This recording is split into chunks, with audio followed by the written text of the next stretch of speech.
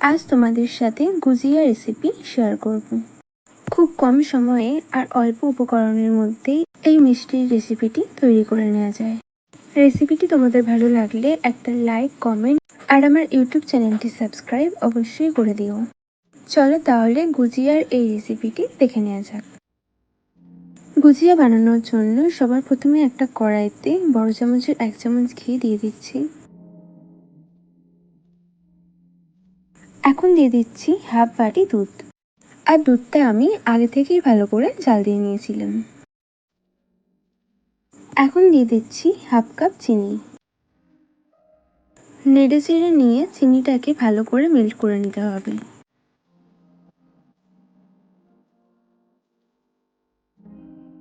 এরপর দিয়ে দিচ্ছি 100 গ্রাম গুঁড়ো দুধ। গ্যাসের ফ্লেমটা লোতে রেখে খুব ভালো করে মিশিয়ে নিতে হবে, যাতে কোনো রকম দলা দলা ভাব না থেকে যায়।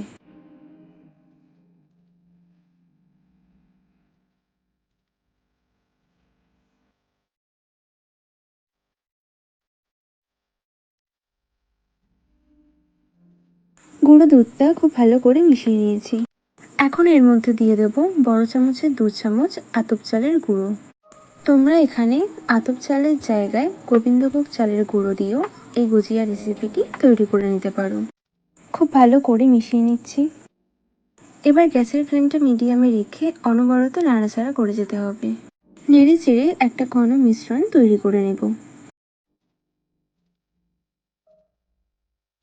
অনবরত নাড়াচাড়া করে যেতে হবে, না হলে কড়াইতে মিশ্রণটা লেগে যেতে পারে।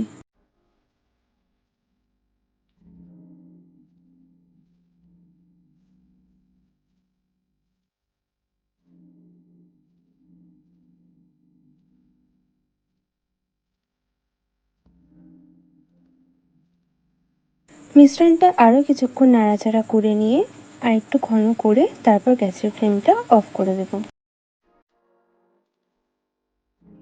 এরপর একটা থালা নিয়ে নিয়েছি।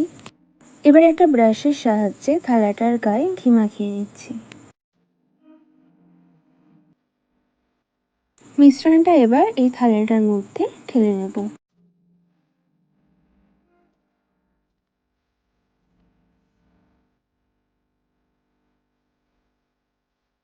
মিশ্রণটা আমি ঠান্ডা হওয়ার জন্য 2 ঘন্টা মতো রেখে দিয়েছিলাম।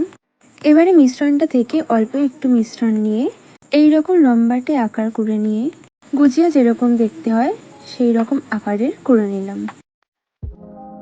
বাকি গুজিয়াগুলো একই রকমভাবে করে নিতে হবে।